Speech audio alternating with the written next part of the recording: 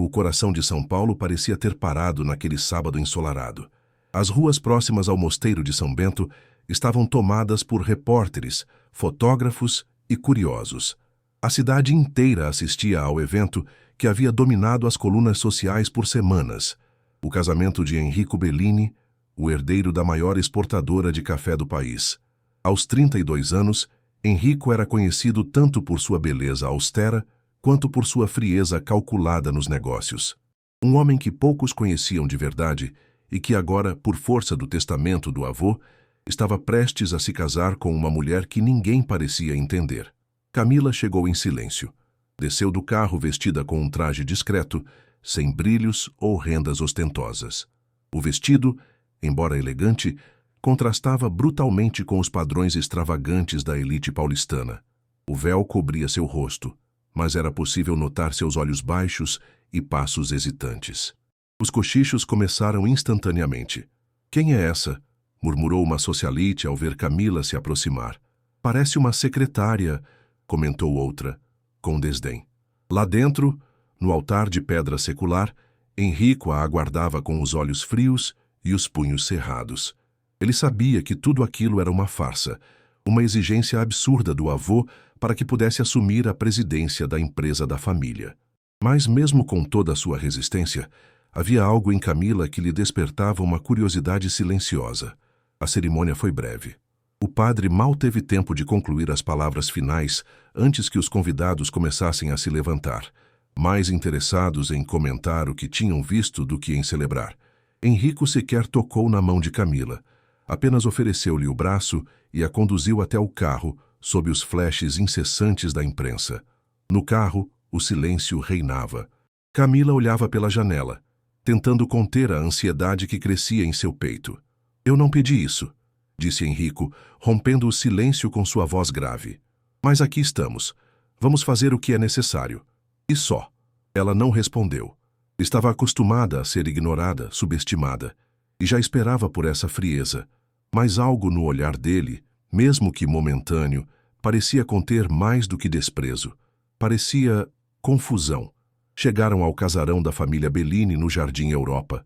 Uma mansão centenária, imponente, decorada com mármores italianos e lustres de cristal.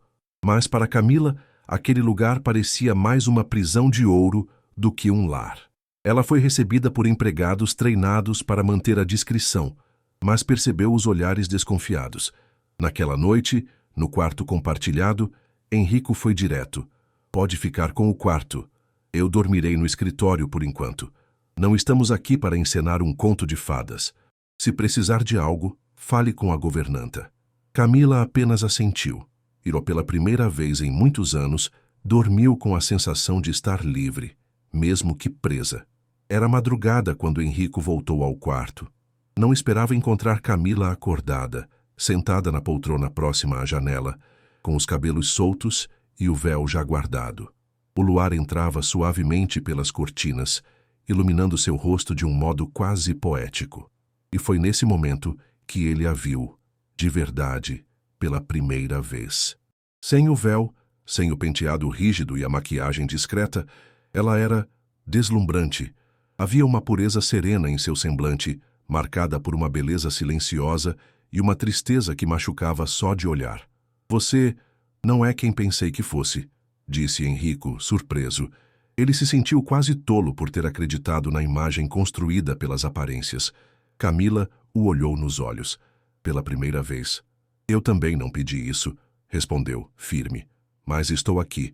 E pretendo cumprir meu papel com dignidade." Ele não disse mais nada. Apenas saiu do quarto, perturbado por um sentimento que não conseguia nomear. Pela primeira vez em anos, Enrico sentiu algo parecido com dúvida. Estava acostumado a julgar com base em dossiês, números, aparências. Mas aquela mulher era um enigma. Nos dias que se seguiram, a rotina foi marcada pela formalidade. Tomavam café da manhã juntos, em silêncio. Cruzavam-se pelos corredores como estranhos. Mas Enrico começou a observar pequenos detalhes. A forma como ela arrumava os livros da biblioteca, sua atenção aos empregados, os longos períodos que passava lendo sozinha no jardim. Um dia, ao encontrá-la na sala de música, Dedilhando um piano antigo, ele não conseguiu conter a pergunta: onde aprendeu a tocar assim? Eu tinha uma professora, quando era pequena, antes de tudo mudar. A resposta deixou mais perguntas do que esclarecimentos. Enrico, movido por uma curiosidade crescente, começou a investigar discretamente. Procurou documentos sobre a adoção de Camila, informações sobre sua família anterior. Mas os registros eram vagos, incompletos, quase como se tivessem sido apagados. Enquanto isso, Camila também começou a se transformar. Sua postura rígida foi se suavizando. A distância emocional foi diminuindo. Mas ela ainda carregava consigo a dor dos anos de maus tratos nas mãos de sua família adotiva, algo que preferia manter enterrado. Enrico não era tolo. Sabia que havia algo muito errado naquela história e, mesmo sem admitir para si mesmo, começou a se importar.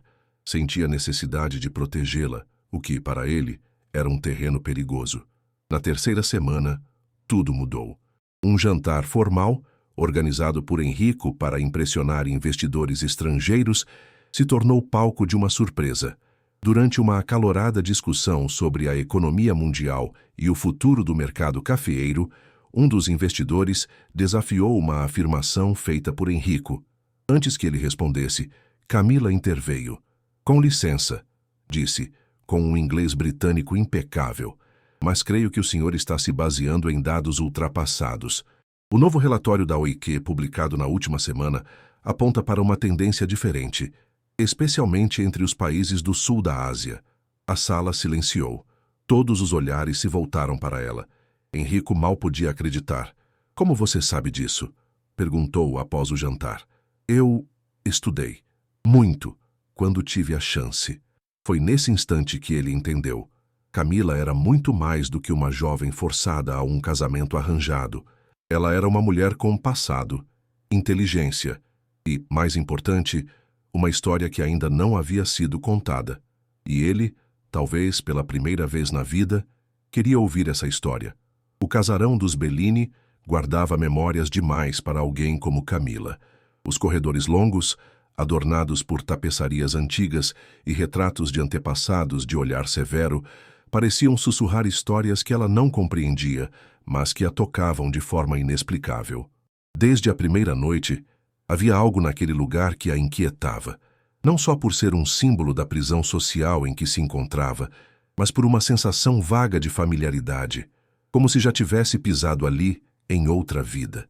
Enrico, por sua vez, passava a maior parte do tempo fora, envolvido com reuniões, decisões e pressões, mas sempre que voltava para casa, inevitavelmente esbarrava com Camila nos cantos mais improváveis, a biblioteca, o orquidário, o salão de música, e em cada uma dessas ocasiões, ela parecia mais dona de si, mais centrada, mais intrigante. Em uma tarde chuvosa, Camila perambulava pela ala norte da casa, uma parte raramente usada, cheia de móveis cobertos por lençóis brancos e cheiro de madeira antiga.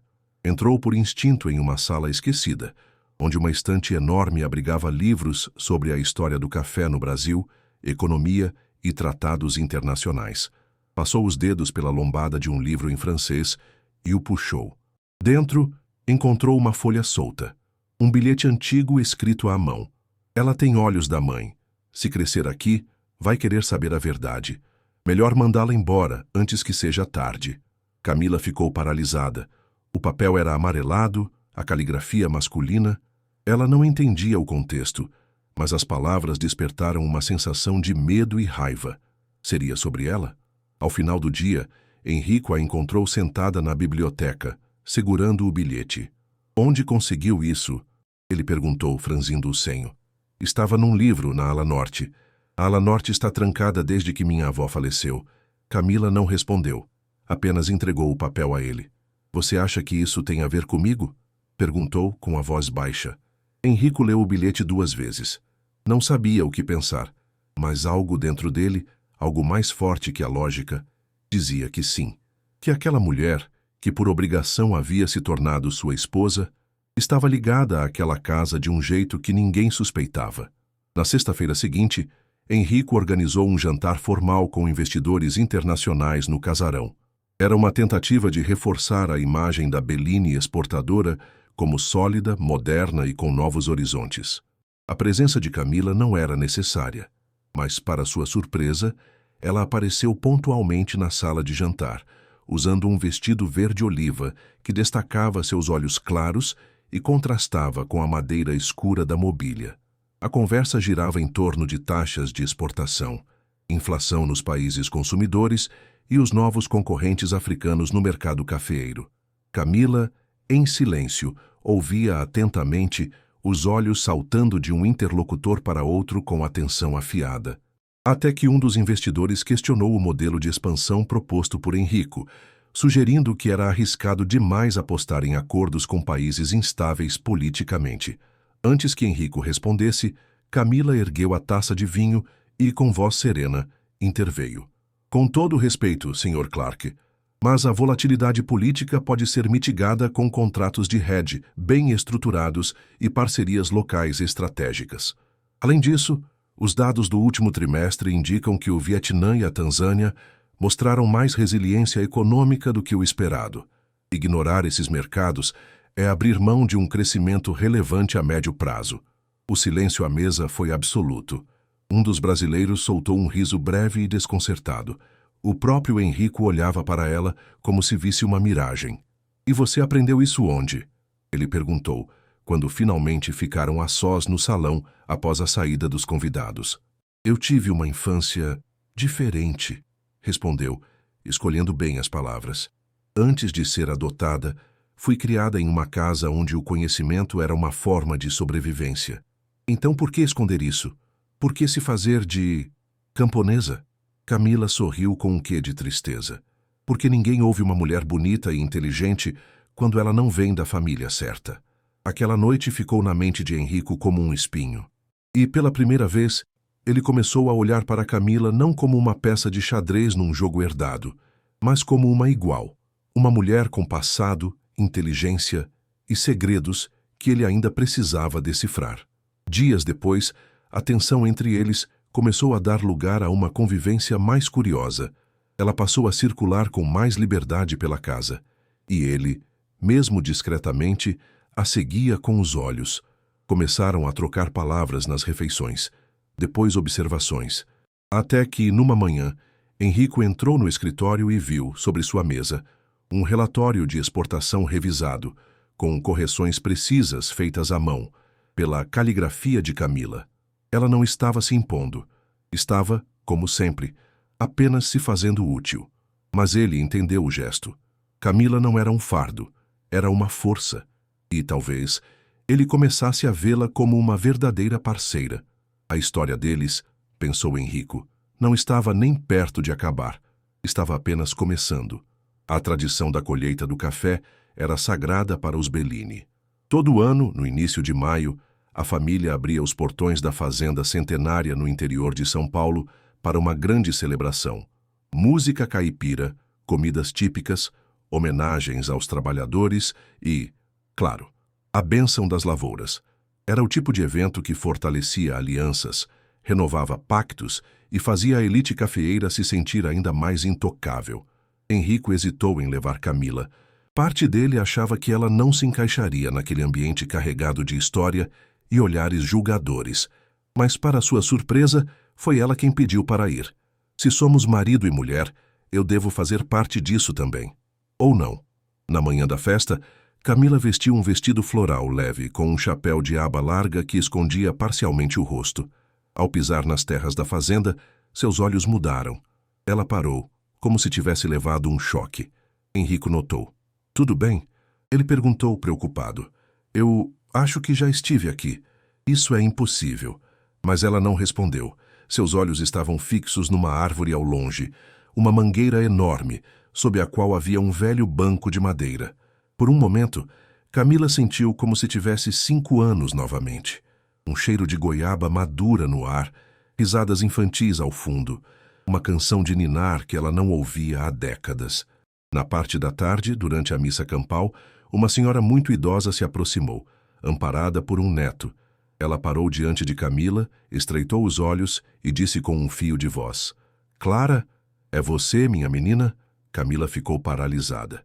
Me desculpe, mocenhora. Acho que está me confundindo. Não, não. Você é Clara Lazzarini, filha da dona Isadora e do doutor Vicente. Eu te segurei no colo. Você sumiu depois daquele incêndio horrível. Antes que Henrico ou Camila pudessem reagir, o neto afastou a senhora, pedindo desculpas. Mas a semente da dúvida estava plantada. Clara Lazzarini. Um nome que Camila jamais ouvira, mas que ressoava como uma verdade enterrada. Naquela noite, de volta ao casarão, Camila tirou os sapatos no hall de entrada e encarou Henrico. Eu preciso saber quem sou. Ele assentiu, com a seriedade de quem também precisava descobrir a verdade. E eu vou te ajudar. O mês de junho trouxe consigo a festa de São João na fazenda. Era uma das celebrações favoritas da matriarca dos Bellini, Dona Constança, que exigia a presença de toda a família, mesmo dos parentes mais distantes. A propriedade se transformava num arraial luxuoso, bandeirinhas bordadas à mão, quadrilhas ensaiadas por coreógrafos e um buffet comandado por chefes premiados que reinventavam pratos típicos com toques da alta gastronomia. Camila estava diferente.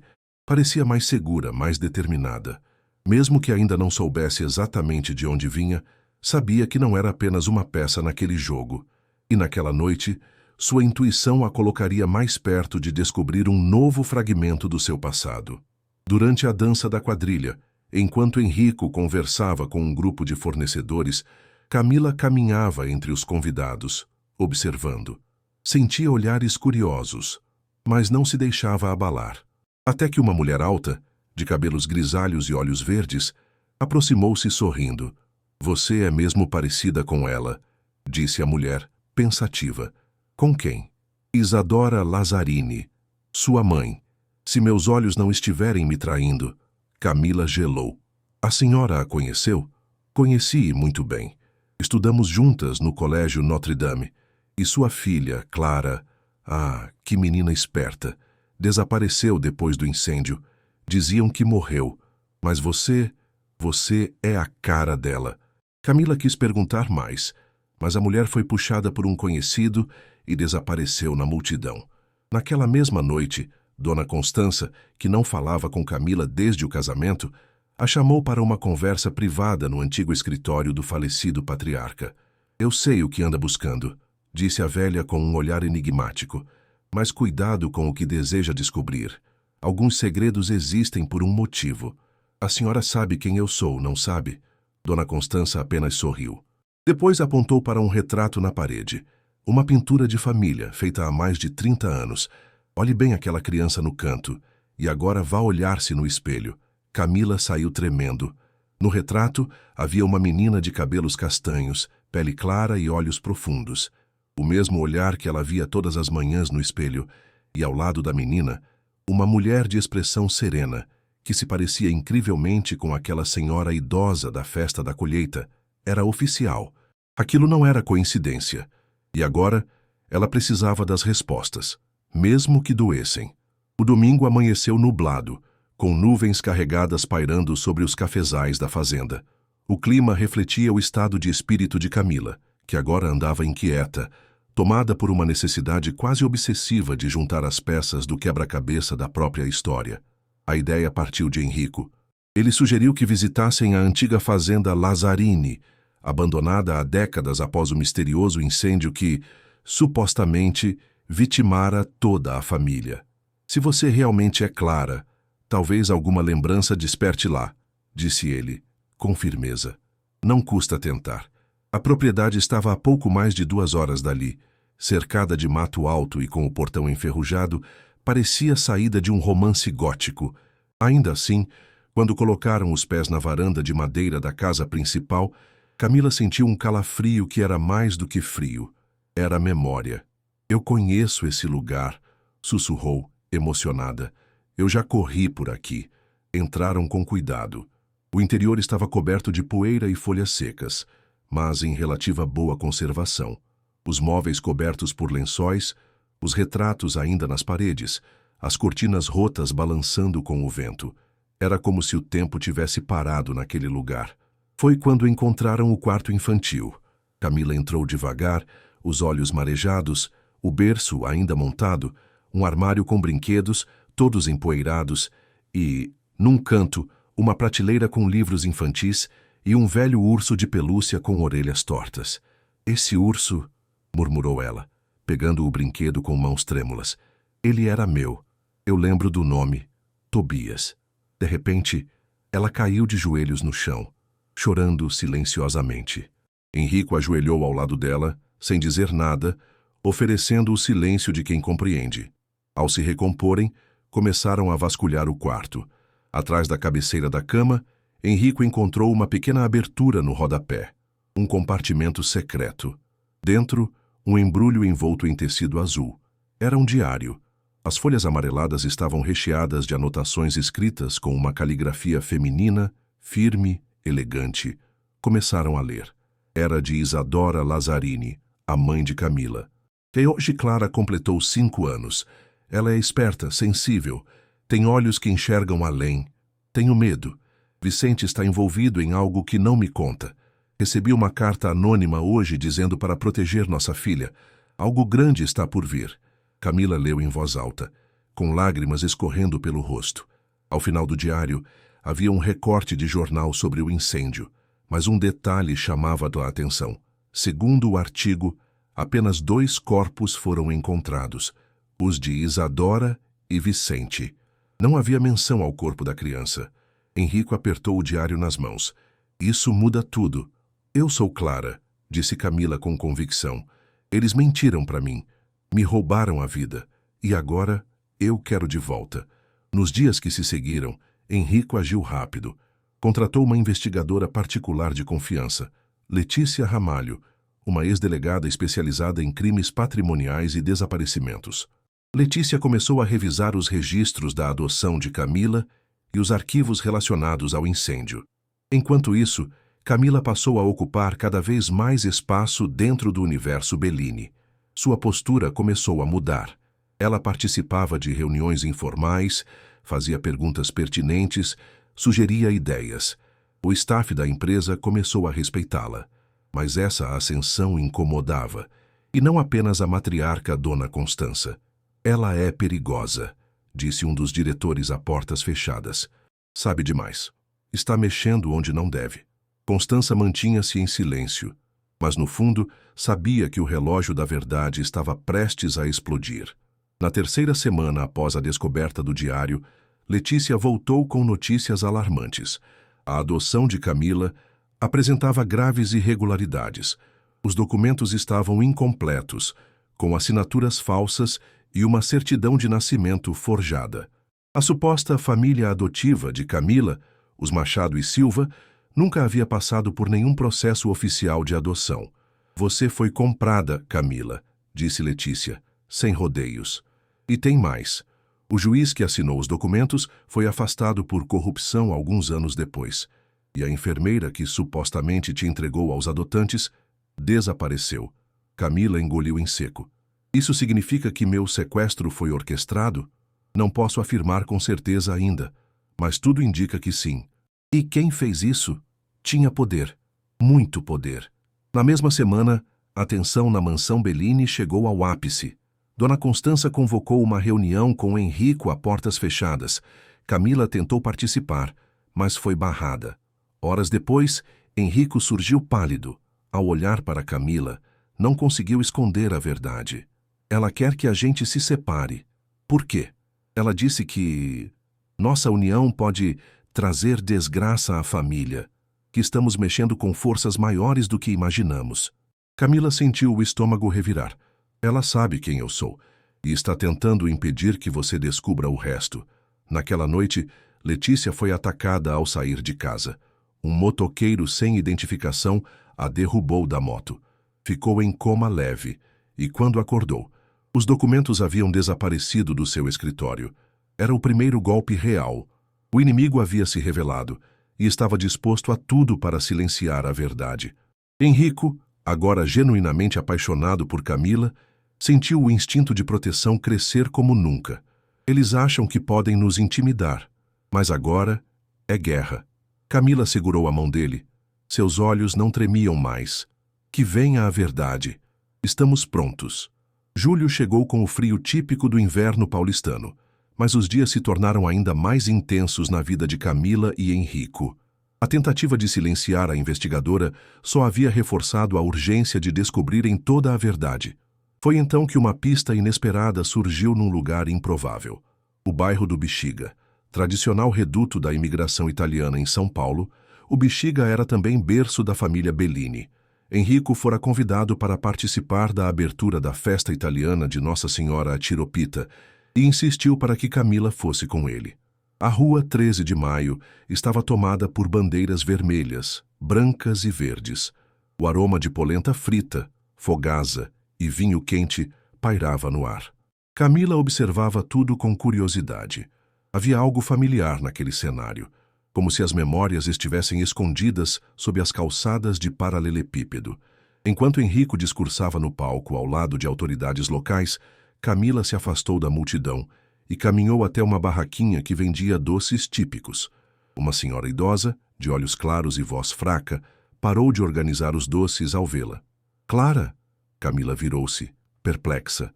Desculpe, a senhora me conhece? A mulher hesitou, depois levou a mão à boca em choque. Eu conheço esse rosto. Você é filha da Isadora Lazzarini. Eu fui amiga dela. Isso é impossível. Achávamos que você estava morta. Camila arregalou os olhos. A mulher começou a chorar. Eu vi quando te tiraram da casa da sua mãe no hospital. Ela estava desacordada e você foi levada por 2 homens que disseram estar te protegendo. Mas aquilo nunca me pareceu certo. Henrico, que já procurava por Camila entre a multidão, a encontrou pálida e tremendo. O que aconteceu?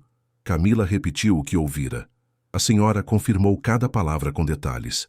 Datas, nomes, até o desenho de nascença que Camila tinha atrás da orelha esquerda. Um segredo conhecido apenas pelos mais íntimos da família Lazzarini. A partir daquele momento, Camila não era apenas uma jovem em busca de si mesma. Ela era, oficialmente, a herdeira desaparecida de uma das famílias cafeeiras mais influentes da história de São Paulo, e havia um motivo muito claro para terem apagado sua existência. À noite, ao chegar em casa, Camila teve um sonho intenso. Estava correndo entre pés de café, o cheiro das flores de jasmim misturado com o som de uma canção de ninar. A imagem da mãe apareceu, sorrindo, com os braços abertos, e então, chamas. Ela acordou chorando. Eles me tiraram tudo, Henrico. Minha infância, minha família, minha identidade. Mas agora vamos tomar tudo de volta, ele disse com a voz firme. E vamos começar pela fazenda. A antiga fazenda Lazzarini estava abandonada desde o incêndio. Mas agora, guiada pelas memórias, Camila voltou ao local determinada. Na companhia de Henrico e Letícia, a investigadora recém-recuperada vasculhou cômodo por cômodo. No quarto principal, atrás de uma parede falsa, encontraram uma caixa de madeira contendo documentos antigos. Entre eles, certidões de propriedade de terras imensas no sul de Minas Gerais, contratos de exportação com grandes compradores da Europa e um testamento não registrado. O mais impactante, um dossiê escrito à mão por Vicente Lazzarini, pai de Camila, que revelava detalhes sobre uma conspiração para tirar os Lazzarini do mercado cafeeiro. O documento citava nomes de empresários, políticos e um Bellini. Henrico ficou em silêncio. Sentiu-se dividido entre a raiva e a vergonha. Um dos nomes envolvidos era o de seu padrinho, Cláudio Marchesini Bellini, homem que o criara como filho após a morte dos pais, e o mentor de seus negócios. Ele destruiu sua família e moldou a minha, disse Henrico, com a voz embargada.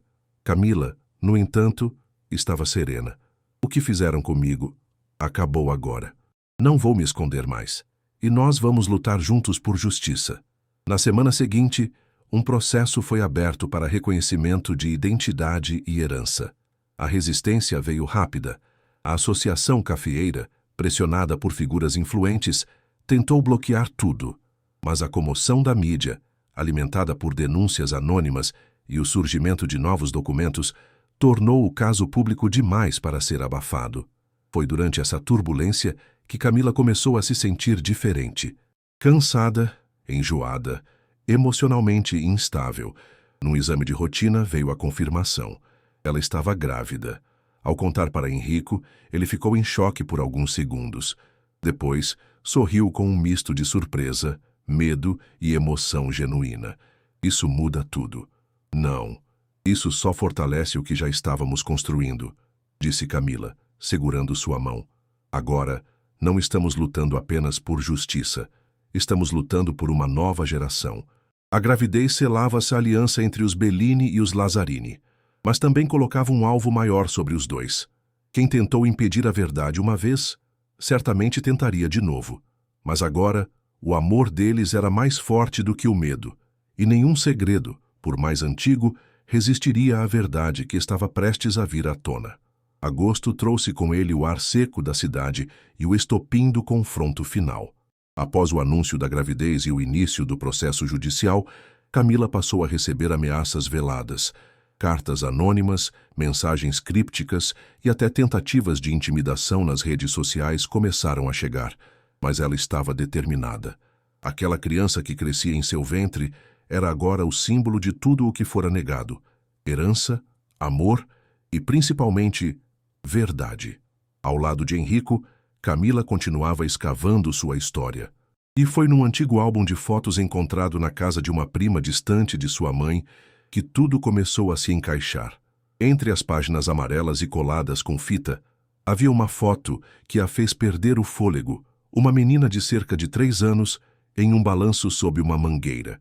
Atrás dela, a mesma mulher que aparecia em seus sonhos, uma babá de cabelos grisalhos, rosto gentil e olhos tristes. Eu conheço essa mulher, sussurrou Camila. Ela me embalava quando eu chorava. Ela cantava acalanto para eu dormir. Acha que ela ainda está viva? Perguntou Henrico. Eu preciso saber. Foi Letícia quem descobriu. A babá chamava-se Cecília Aparecida dos Santos e havia desaparecido do radar logo após o incêndio. Mas recentemente, um nome semelhante constava numa ONG que acolhia senhoras idosas sem vínculos familiares, no bairro da Muca. Camila e Henrico foram até lá. A cuidadora do abrigo reconheceu a descrição. Dona Cecília está aqui, sim, mas quase não fala. Vive no jardim com um caderno de desenho. A maioria acha que ela perdeu a lucidez, mas de vez em quando diz umas verdades que ninguém entende. Camila caminhou até o jardim com o coração na garganta. E ali, sob a sombra de uma árvore, viu a mulher que povoava seus sonhos. Os mesmos olhos, os mesmos traços, envelhecidos, mas inconfundíveis. Cecília? Perguntou, ajoelhando-se à sua frente. A mulher levantou os olhos e, por um momento, pareceu confusa. Depois, uma lágrima escorreu por seu rosto. Clara, minha menina, você está viva? Camila a abraçou, em lágrimas. O tempo pareceu congelar. Durante horas, Cecília contou tudo. Como cuidou de Camila desde bebê. Como, na noite do incêndio, foi acordada por gritos e fumaça. Como tirou a menina pela porta dos fundos e tentou pedir ajuda. Mas, ao ver 2 homens armados procurando pela criança, se escondeu. Depois fugiu com medo e foi instruída a nunca mais falar sobre o que viu. Eles disseram que, se eu contasse, fariam comigo o que fizeram com seus pais. Quem eram eles, Cecília? Perguntou Henrico. Ela hesitou, mas apontou para uma fotografia antiga com vários nomes escritos atrás. Um deles, Cláudio Marchesini Bellini. A última peça se encaixava.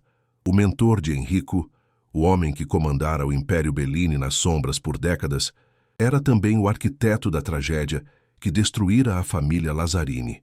A primavera trouxe consigo não só flores nos cafezais, mas também a maior celebração da sociedade cafeeira, a Festa das Estações, organizada na sede da Associação dos Produtores de Café de São Paulo.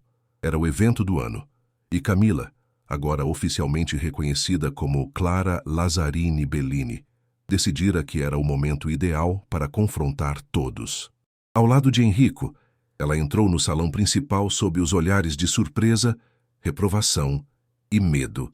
Vestia um longo branco de linho, simples mas imponente. Sua barriga já começava a se notar, o que só aumentava os sussurros. A filha dos Lazzarini, viva! Cochichava-se entre os convidados. Isso vai acabar em escândalo. No ápice da noite, Quando Cláudio Bellini foi chamado ao palco para seu tradicional discurso sobre tradição e legado, Camila levantou-se. Me perdoe, Sr. Cláudio, mas esta noite acho que o público gostaria de ouvir outra história. O silêncio caiu como um raio. Cláudio forçou um sorriso. Não creio que este seja o momento para conflitos, minha querida. O senhor está certo. Este é o momento para verdades. Camila subiu ao palco. Ao lado dela, Henrico e Letícia carregavam uma pasta com documentos, fotos e o depoimento gravado de Cecília. A imprensa, presente no evento, já começava a filmar. Meu nome é Clara Lazzarini, e esta é minha história. Minha família foi destruída, minha infância roubada e minha identidade apagada por interesses escusos de uma elite que teme perder o poder. Mas a verdade sempre encontra um jeito de florescer. Ela revelou os nomes, mostrou as provas. A multidão estava em choque. Cláudio tentou se defender, mas Letícia apresentou um mandado. Ele estava oficialmente sendo investigado por fraude patrimonial e ocultação de herança. Dona Constança, que assistia tudo de longe, levantou-se em silêncio. Aproximou-se do palco, tirou do pescoço um medalhão antigo e entregou a Camila. Isso era da sua avó. Sua mãe me deu quando estava grávida de você. Eu sabia desde o início. Só não sabia como corrigir. Camila segurou o medalhão como se segurasse sua linhagem inteira. Está feito agora, senhora Bellini. Está tudo recomeçando. Naquela noite, sob os holofotes e aplausos tímidos que se transformaram em ovações emocionadas, Camila e Henrico selaram não só um ciclo de justiça, mas o início de um novo futuro. Um em que o amor, a verdade e a coragem falariam mais alto que qualquer tradição corrompida. Um ano se passou desde o dia em que Camila atravessou o altar com os olhos baixos e o coração em silêncio. Muita coisa havia mudado. O país inteiro agora conhecia sua verdadeira história. A menina desaparecida da família Lazzarini, a herdeira legítima das terras cafeeiras que por décadas haviam sustentado fortunas construídas sobre mentiras. Mas o que mais impressionava não era a riqueza restaurada, era a mulher que emergira das cinzas. Naquela tarde de primavera, o casarão Bellini estava irreconhecível. Jardins floridos, cortinas leves balançando ao vento e trabalhadores da fazenda misturados aos convidados da alta sociedade. Todos aguardavam um momento que poucos imaginavam ver. A cerimônia de renovação dos votos entre Camila e Henrico. Sob um altar montado no campo, entre fileiras de pés de café floridos, Henrico a aguardava com o mesmo terno branco do casamento original, agora sem a frieza, sem a arrogância. Apenas um homem apaixonado, prestes a selar um novo ciclo. Camila surgiu caminhando lentamente, com um vestido leve e etéreo, barriga levemente arredondada visível. A multidão se levantou. Era impossível não sentir a emoção no ar. Ela caminhava com os olhos erguidos. Pela primeira vez, não havia medo. A cerimônia foi breve, mas intensa. Sem padres, sem protocolos. Apenas os dois, diante do mundo, prometendo um ao outro aquilo que construíram juntos. Cumplicidade, coragem e recomeço. No dia em que me obrigaram a me casar com você, eu achei que estava sendo punido, disse Henrico, com a voz embargada. Mas hoje eu sei que ganhei o maior presente da minha vida. Você me mostrou o que é verdade. Você me ensinou a amar. Camila sorriu, as lágrimas nos olhos brilhando sob a luz dourada do fim de tarde. Eu não vim de lugar nenhum. Me apagaram, me calaram, me esconderam, mas ao seu lado eu encontrei minha voz. E hoje eu digo, diante de todos, eu escolho você. Não por obrigação, mas por amor. A plateia aplaudiu de pé. Lágrimas nos olhos de empregados e empresários. Um silêncio reverente diante de um amor que superou não só as aparências, mas o destino. Ao fim da cerimônia, Camila subiu ao pequeno palco montado no jardim e fez um anúncio que encerraria de vez o ciclo de opressão herdado de duas famílias históricas. A partir de hoje, as fazendas Bellini e Lazzarini serão unificadas sob um novo nome, Instituto Clara Isadora, em homenagem à minha mãe. Trabalharemos com cultivo sustentável, comércio justo e investimentos em educação para os filhos dos nossos colaboradores. Chega de explorar para enriquecer. Agora é hora de retribuir. A reação foi de espanto, e logo depois, de aplausos sinceros. Enrico segurou sua mão com orgulho. A nova era estava começando. Ao final do dia, já longe das câmeras e do burburinho, sentaram-se sob a mangueira da fazenda onde tudo havia começado. A mesma árvore do balanço da infância esquecida de Camila. Parece que tudo fez sentido. No fim, disse ela, acariciando a barriga. E pensar que eu achava que estava te salvando, respondeu ele. Quando, na verdade, foi você quem salvou a mim. Camila deitou a cabeça em seu ombro. O céu começava a mudar de cor, e a brisa leve carregava o perfume das flores de café. Naquela quietude sagrada, ela fechou os olhos. Sentia-se inteira, viva, amada e pronta. Porque o que começou como um contrato forçado se transformou em revolução. E no coração da elite cafeeira de São Paulo nasceu um novo legado, feito de raízes antigas, mas florescendo com esperança. Fim.